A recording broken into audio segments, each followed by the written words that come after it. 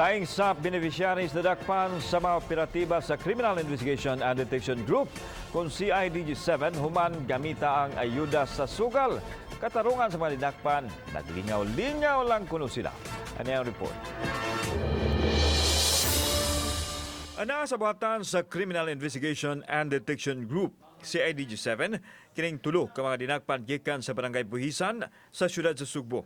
Usa kanila si Josephine Cabilida, 43 anyos, nga adunay na po ka mga anak. Ug base sa record sa CIDG, usa siya ka SAP beneficiary. Sumasiginang nga lingaw-lingaw lang ang ilang gihimo. Human gilaay kay wa nakalaag tungod sa quarantine protocol. Sa lista kay SAP beneficiary magpunta.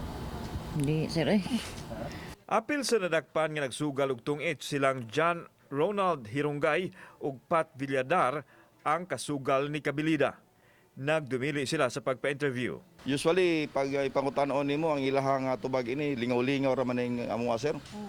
Pero mao lagi na, bisan pa og lingaw-lingaw, kaya doon na may kwarta nga involved nga nagpusta, so may mo siyang illegal.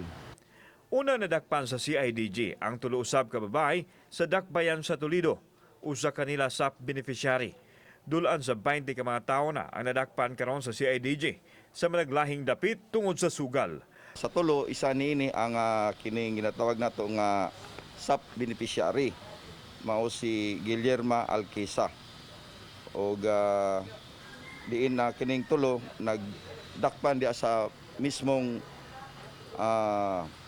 atubangan sa balay ni Mary Joy Sipalay. Mipahimangno ang CIDG sa mga tao nga dili na lang magsugal kay higpit kining gidili sa gobyerno ilabi na kadto mga kabos nga benepisyaryo sa ayuda sa kagamhanan sama sa SAP.